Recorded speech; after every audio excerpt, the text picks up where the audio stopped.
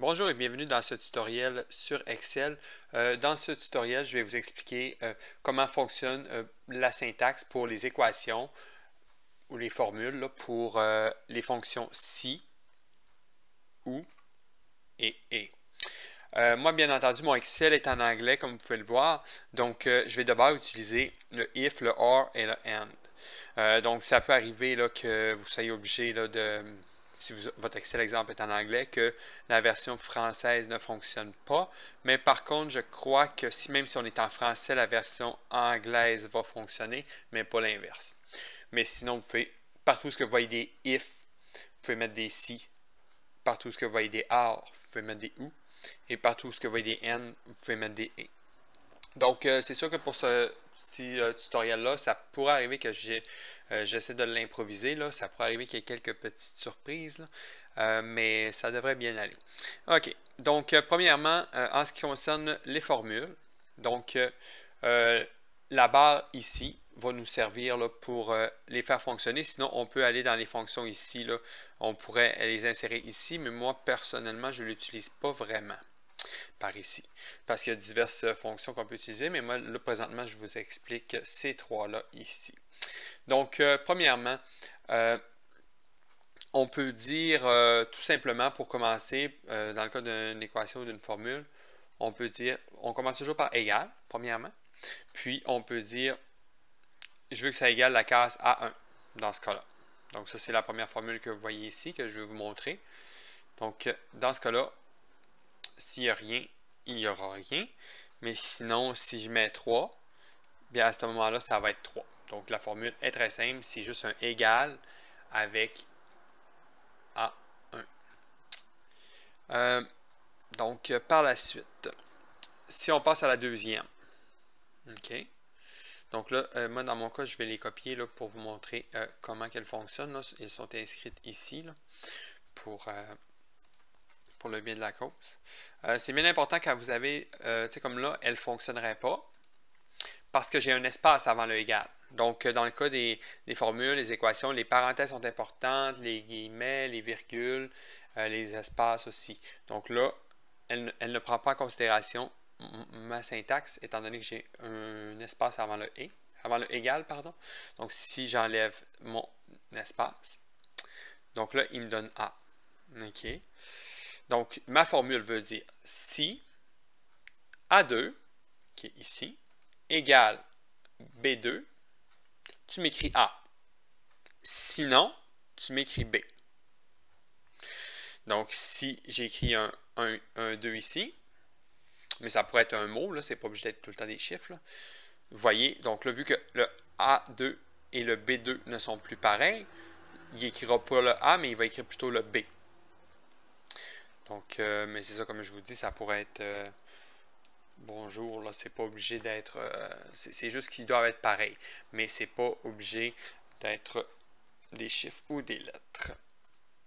Puis même chose, moi j'ai entre les guillemets ici, je vous ai mis des A, B, C, D, E, F, G, jusqu'à M en tout cas, mais vous pourriez marquer, on pourrait changer la formule pour dire que si ils sont pareils, tu dis test. C'est pas obligé, comme je vous dis, d'être toujours juste, ça peut être n'importe quoi, n'importe quelle chose. Donc, dans ce cas-là, si on arrive à celui-là, donc ici, je vais copier ma formule. Parce que je les ai écrits un peu auparavant parce qu'on s'entend que ça peut être long à inscrire. Là. Donc,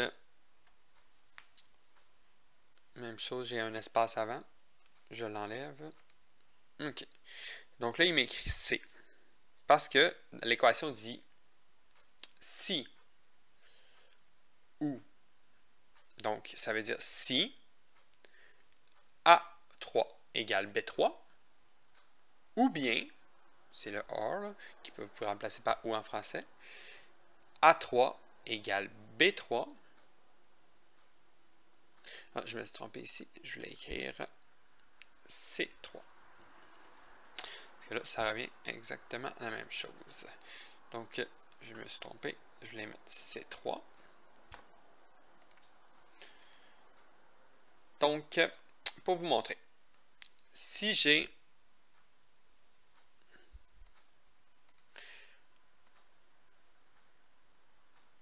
un, 2, 3, on s'entend qu'il n'y a rien de pareil ici.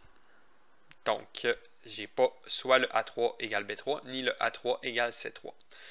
Donc, à ce moment-là, il m'écrit D, parce qu'il ne reconnaît pas aucune des fonctions-là, donc il ne m'écrit pas celle-là, il m'écrit celle-ci. Si à ce moment-là, je lui écris 1, il va m'écrire le C. Si, donc je remets le 3 ici, puis je fais la même chose à l'autre, il va m'écrire aussi le C. Donc le if avec la parenthèse, le or, le A3, la virgule est importante aussi, les parenthèses, tout est vraiment important. C'est pour ça que je vous ai laissé les formules ici, là, que vous pourrez les voir. Puis les guillemets aussi, c'est important aussi d'utiliser les vrais guillemets. Je dis ça parce que des fois, il y en a qui utilisent vraiment dans le clavier. On pourrait utiliser juste une comme ça, puis en mettre une deuxième, ça ne fonctionnera pas. Il faut vraiment que ça soit directement les deux guillemets. Bon, dans le cas de la quatrième, ici, on a la formule qui est là. Là, on commence à tomber dans des formules un peu plus complexes. Donc, quand j'arrive ici, puis je la colle. Ah, encore là, vous voyez, ça n'a pas fonctionné parce que j'ai laissé mon espace que j'avais mis dans l'autre. Donc là, ça me dit, OK, cette formule-là me dit que si le A4 et le B4 ou le A4 et le C4 sont pareils, tu m'écris E. OK. Donc, si le A4 et le C4 sont pareils, tu m'écris E. Mais là, disons que je vais enlever, je vais m'arranger pour que ce soit plus pareil. Donc, là, j'enlève comme ça. Oups. Donc là, il ne m'écrit plus E. Parce que là, il dit, hey, ton A4 et ton B4 ne sont pas pareils. Et ton A4 et ton C4 n'est pas non plus pareil. Donc, il s'en va à la formule suivante. Ainsi de suite. Si elle ne fonctionnerait pas non plus, il ira à celle-là, puis il donnera un G, puis sinon il donnera un H. Donc, dans ce cas-là, il m'a donné un F, parce que j'ai pas celle-là, mais par contre, le A4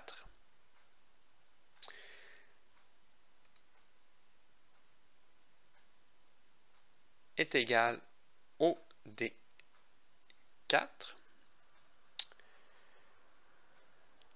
ou au E4. Mais là, il voit qu'il n'y a rien. Donc là, il voit mon 0, puis il pense, ça c'est à faire attention, il pense que c'est pareil.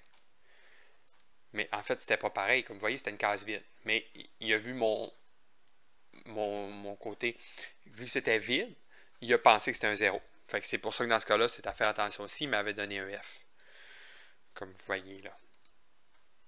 Mais en réalité, si j'écris un 4 ici, pour que ce soit vraiment pas pareil, là, il va me donner un G parce qu'il va aller à l'autre formule. Il va me dire, le A4 est comme le F4, mais encore là, il n'est pas pareil, mais lui, il ne prend pas en considération. Il prend en considération qu'un 0, c'est un espace vide, en réalité. Donc là, si j'écris 5 et 6, là, ça devrait changer. Donc là, vu qu'il n'y a rien de pareil avec le A4, parce que toutes mes formules passent toujours avec les A4, donc, étant donné qu'il n'y a rien de pareil, il met un H. Parce que c'est la dernière variable que je lui ai donnée comme option. C'est sûr que là, moi, j'en ai mis deux. OK, j'ai mis que ça pouvait être, exemple, le A4 avec le B4, mais j'aurais pu juste marquer si c'est le A4 et B4, tu me donnes E, puis si c'est le tel et tel, je ne serais pas obligé d'en avoir deux, là, on s'entend, on fait les formules comme on veut. Dans l'autre cas, là, on intègre le AND, qui est le et. Donc, lui, on l'utilise principalement pour lorsqu'on veut absolument qu'il y ait une des variables qui soit prise en considération. Donc, ce que ça veut dire que dans les cas suivants, on pouvait avoir ça, ça ou ça, n'importe quel. Mais là, dans celle-là, dans cette formule-là, avec le n, on doit absolument avoir la première variable. Et puis, pour avoir mon i ici, on doit absolument avoir la première variable et la deuxième pour avoir le i. Donc, comme là, exemple, il m'écrit un i parce qu'il voit que le A5 et le B5 sont pareils. Et il voit que le A5 et le C5 ou le A5 et le D5 sont pareils aussi. Donc, si je lui écris, je vais écrire des zéros partout. OK. Donc là, si je lui enlève le C5 puis le D5, je ne veux plus qu'ils soient pareils.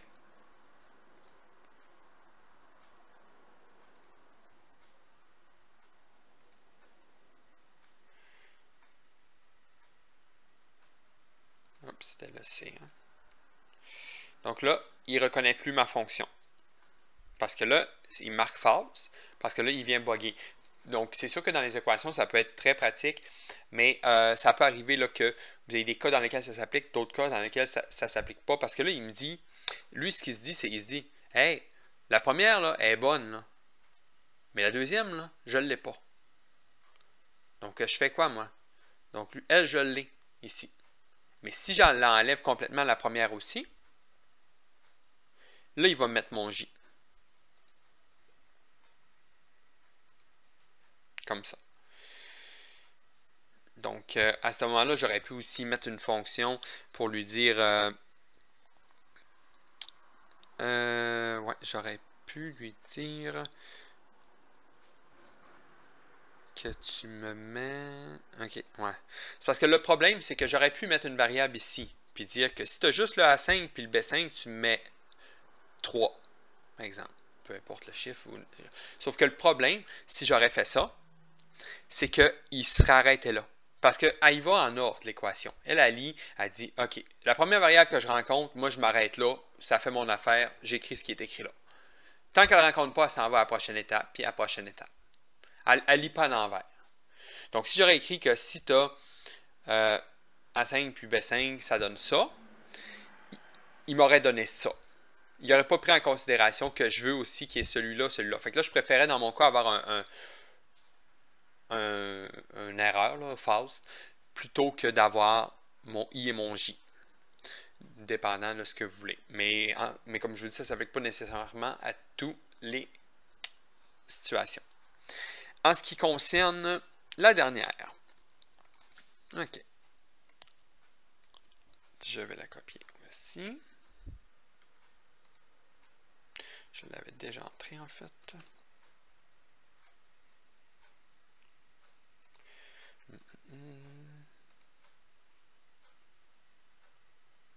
Donc, elle me dit si A6 et B6 et si A6 et C6 sont pareils, tu me donnes un K. OK? Donc, dans ce cas-là, donc lui, on s'entend, il est pareil à lui. Donc, la première avec le N est respectée.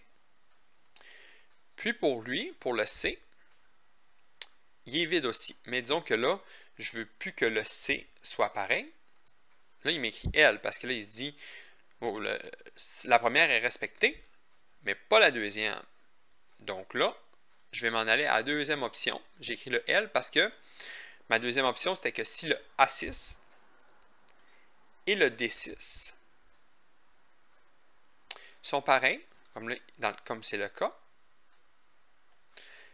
là, il me donne le L. Si je l'enlève, mon D6, là, il va m'écrire false parce qu'on revient à la même situation que tantôt. Donc, on revient à la même situation que tantôt parce que là, il se dit, moi, le A6, je l'ai avec le B6. Donc là, je ne sais plus quoi te mettre, fait que je me mets en... J'écris false parce que je suis programmé comme ça. Parce que là, ta première, elle fonctionne, mais le reste ne fonctionne pas. Donc là, je ne sais plus quoi écrire. Donc, à ce moment-là, si je l'enlèverais, la première variable, là, il m'écrirait le M. Parce que je disais, au départ, c'était un K, un L, puis si ça ne fonctionne pas, c'est un M. Donc, c'est sûr que pour les équations, les formules, puis ça, c'est quand même très capricieux, là, on s'entend. Les guillemets sont à faire attention, vraiment les parenthèses et tout ça. Moi, dans mon cas, j'ai utilisé les A2, puis les B2, puis tout. Mais j'aurais pu dire que... Là, j'y ai fait écrire test. Bon. J'aurais pu dire que si A2 égale 25, exemple. J'aurais pu donner une autre configuration. Je n'étais pas obligé de dire que je veux que telle case ressemble à telle case. J'aurais pu tout utiliser ça, puis au lieu de faire telle case à telle case, j'aurais pu utiliser que si ça me donne le chiffre de 25, ben moi je suis bien content, je veux que tu me donnes le mot que je veux. Donc là, si mon A2 est égal à 25, il m'écrit test. Donc, dans tous les cas, moi, c'est parce que ça arrive que j'en ai besoin pour dépendant de quoi du travail que je fais. Mais comme je vous dis, ça aurait pu être cette formule-ci, que tout aurait pu être ici. Ça aurait pu être 1,25 pour me donner ça. Puis ça aurait pu être le cas dans tout la syntaxe que j'ai utilisée ici. Donc, vous pouvez lui faire dire ce que vous voulez. Si vous voulez que le mot, ça soit bonjour, ben ça peut être bonjour. Donc, c'est tout pour ce tutoriel. Je vous remercie d'avoir regardé et je vous souhaite une bonne journée. Bye.